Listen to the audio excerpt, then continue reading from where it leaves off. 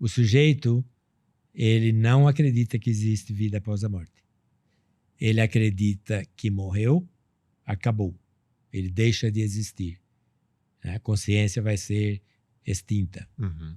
Aí o sujeito morre. E ele se encontra vivo. E ele vai estar atordoado. Muitos deles vão ficar em casa, ou não vai para lugar nenhum, vai continuar a sua rotina, o Sexto Sentido, filme, por exemplo, Sim. é um exemplo. E aí nós precisamos falar para ele que ele, arrumar uma maneira que ele morreu. Ele vai falar, como que eu morri se eu estou vivo? Aí vai dizer, você está vivo porque a morte não existe, a morte é do corpo. Ele vai falar, você está louco, você é pirou, você não sabe o que está falando. Uma vez... Ele vai continuar na rotina dele. Vai continuar na rotina dele. Uhum. No Sexto Sentido foi um exemplo. Eu tive uma experiência assim. Eu fui levado a um local e era uma casa em um deserto que, quando eu fui ver, pelo que eu observei, quando eu estou fora do corpo e eu estou lúcido, a primeira coisa que eu faço, eu tento ver onde eu estou. Eu tento gravar o lugar, eu tento ver se tem algum monumento, algum lugar que eu possa depois ver se eu consigo localizá-lo, por exemplo, na vida física. Então, nesse lugar, era um deserto, então eu fui levado por um espírito que me levou e eu observei o deserto, era assim, tipo meio que madrugada. Então, era nos Estados Unidos, porque tem muita experiência minha no Brasil, ou na Europa, ou no Egito, que é de manhã lá. Eu vejo a luz do sol, vejo o sol nascendo. Mas para o Egito você já foi, ou não? Fui.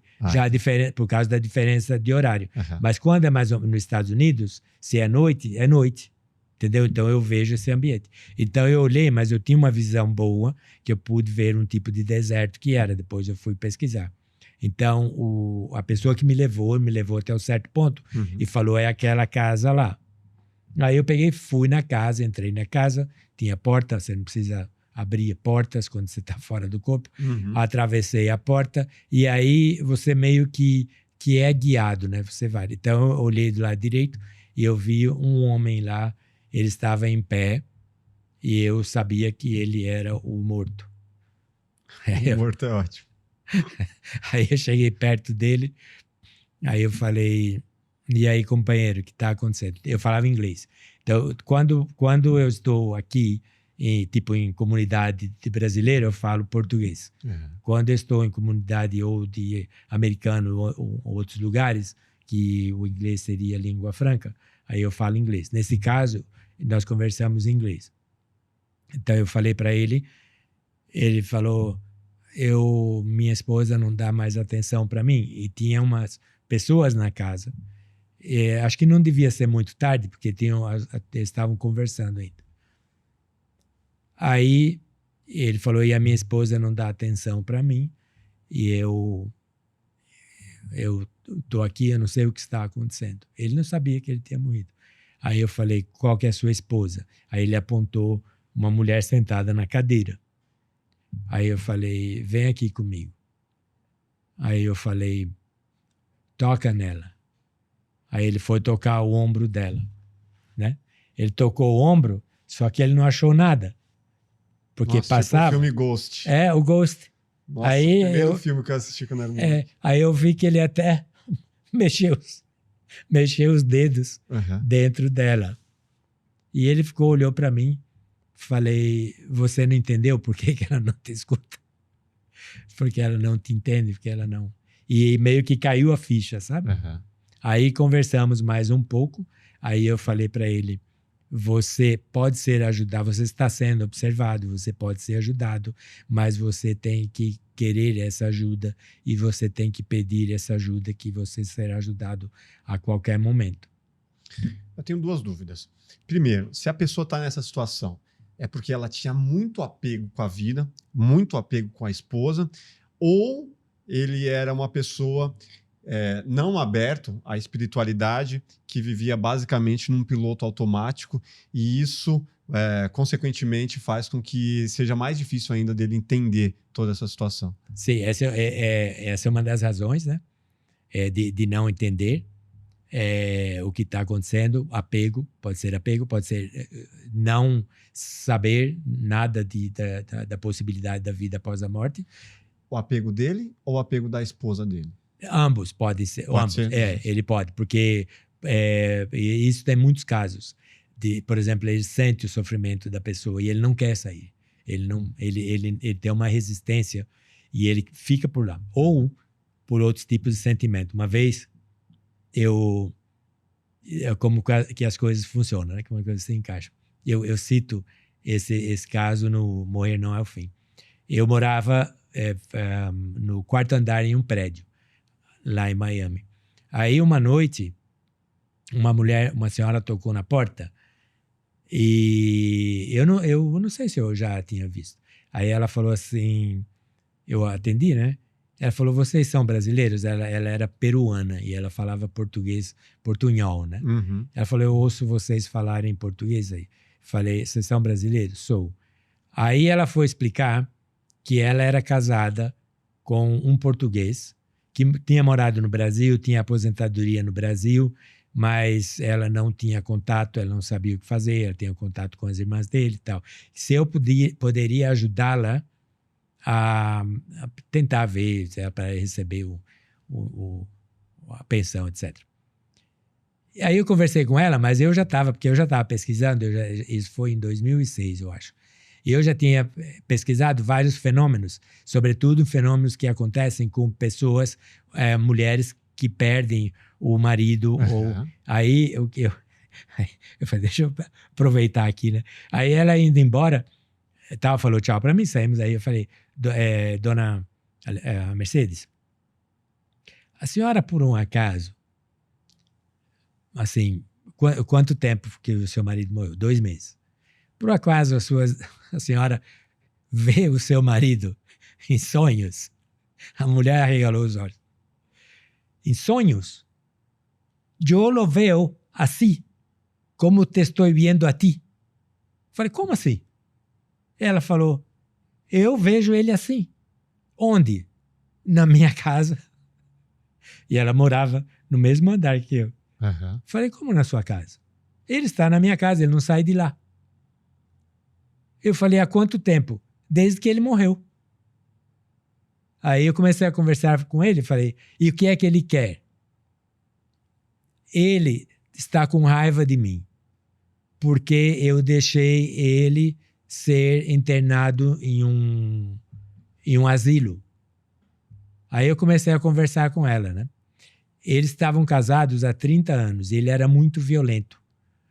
Ela sofreu violência doméstica, física, emocional, psicológica, todo tipo, mas ela aguentou ficar com ele.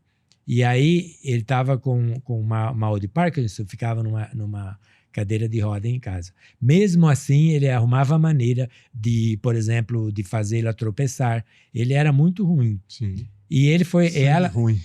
e ela foi reclamar então com o serviço social da cidade. Aí ela foi orientar, aí ele ia viajar. Aí eles falaram, ele vai viajar. Ele foi orientado pelo pessoal lá do governo municipal a trocar as fechaduras da casa.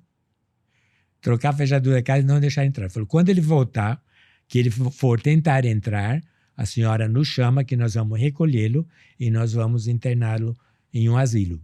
Aí ela fez isso. E ele foi, e ele ficou super bravo, e ela chamou, telefonou para eles, e eles vieram buscá-lo. Aí ele morreu, então, depois de 1 ano no asilo. Agora, a coisa mais fantástica as irmãs dele, elas moravam em Miami também, elas não gostavam muito dela, né?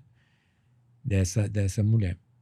Então, ele morreu, mas as irmãs não contaram para ela que ele tinha morrido. Ela só foi saber, só deram notícia 10 dias depois que ele tinha morrido. Só que, depois eu estava conversando com ela e fazendo os cálculos, ele foi para a casa dela no dia que ele morreu, porque quando a irmã falou que ele tinha morrido, ele já estava na casa dela há 10 dias, atazanando a vida dela. Caramba. E ela conviveu Com ele. E aí, ele... Você vê como plasmar as coisas, né? Ela... Quando ele estava, um dos exercícios que deram para ele quando que ele tinha o mal de Parkinson, para ele fazer, era pegar uma bolinha de tênis e jogar na parede. Joga, ela reboteia, você pega e volta, tá, e faz aquele barulho. E eu falei, o que é que ele fica fazendo lá? Uma, ele ia atrás dela. E outra, jogando a bolinha de tênis. Aí eu falei, mas ele não sai do seu apartamento? Sai para onde? Ele vai comigo para todo lugar. Onde ela ia, ele ia atrás. E eu perguntei então, e o que é que ele quer? Ele quer saber por que eu deixei ele no asilo. Sim. Aí eu falei para ela, e ela era vidente, ela via, depois conversando com ela, ela era de umas, tipo descendentes de incas, e eles muito espiritualizados também, ela via espíritos desde pequena, ela me contou.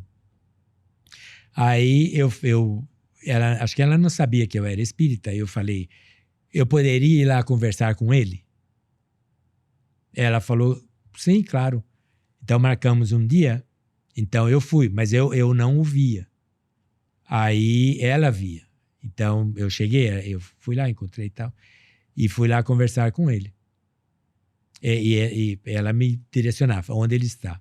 Então a gente sentou na mesa, né? Sentado aqui e ela via ele, tudo. E eu falei, então a senhora intermedia. Ele tá ali. Ele tá, você fala pra lá. Tá aí. Aí eu comecei a falar. E eu coloquei os dois para conversarem. Então ele queria saber por quê. Aí ela já tinha me falado que ele era muito violento e que ele agredia fisicamente, emocionalmente. Aí eu falei, a senhora vai falar para ele exatamente por que ele foi para o asilo, que a senhora deixou ele para o asilo. Qual a razão? E ela começou a falar para ele isso aí. Aí eu fui conversando, então, se ele entendia. E ele me ouvia. Eu perguntava para ele, está me ouvindo? Está me ouvindo. Eu sei que foram 3 noites. Aí esse primeiro dia, tá. Aí terminou, era uma noite, né? Então, tipo, eu ficava lá 1 hora, mais ou menos. Aí depois da cozinha, quando nós terminamos, aí eu fiz lá uma oração e tal, e eu falei, e o que é que está acontecendo? Eu falei, está indo lá para a sala, e sentou no sofá. Aí eu fui lá, e eu, tipo, no espiritismo, você dá o passe magnético, né? Então eu fui lá, dei um passe e ele foi para casa. Aí eu falei para ela, se ele estiver aqui ainda amanhã, a senhora me avisa que eu vou falar com ele de novo. Aí no outro dia, 9 horas mais ou menos, ele tá lá. Aí eu falei, bom, então vamos lá de novo. Aí eu fui de novo. Aí nós começamos a conversar. E eu falei para ela, explica de novo direitinho. Fala para ele que a senhora o perdoa, apesar de toda a agressão que ele fez, tal. E aí teve já um intercâmbio muito interessante e, inclusive, teve um momento que ela é como se fosse uma catarse, sabe? Ela começou a chorar, teve um negócio muito bonito entre eles e teve esse trabalho de perdão e tal. Aí, no final, um pouco antes do final, ela arregalava os olhos assim. Eu falei, o que a senhora está vendo? Ela falou, a mãe dele está com ele. Ela se aproximou. A mãe já estava lá há muito tempo, só que ele não conseguia vê-la. Aí eu achei muito bonito. Aí os dois... Aí veio uma outra irmã, que estava desencarnada, tinha morrido também, e um amigo dele que ele gostava muito, que também tinha morrido. Aí no final, eu fiz lá uma oração de encerramento e ela os viu volitando, flutuando e saíram do prédio, do apartamento. Não tinha ninguém. Falei, tem alguém aqui? Não, estou sozinho. Falei, bom, então acho que funcionou. Aí no outro dia, só 9 horas ela bate de novo lá. Aí ela falou, eles estão de volta. Voltou. Aí eu fui lá e eu falei, ele sentado lá, o que ele quer? Ele quer pedir perdão. Olha. uma coisa mais linda. E ela falou que ele era devoto do coração de Jesus, e era uma estátua que ele tinha lá dele. Ele se ajoelhou, ela via ele se ajoelhando e pedindo perdão. Aí veio a mãe, veio a irmã, tudo desencarnado, o amigo, tudo meio que assim o cercaram, e aí eles foram embora e não voltaram mais. Se você gostou desse corte, com certeza vai gostar do episódio completo. Vá na descrição, pegue o link e saiba muito mais sobre vida após a morte e sobre fenômenos paranormais com Ademir Serrano. Se inscreva no nosso canal, deixe seu like e até o próximo Plugado Podcast. Valeu!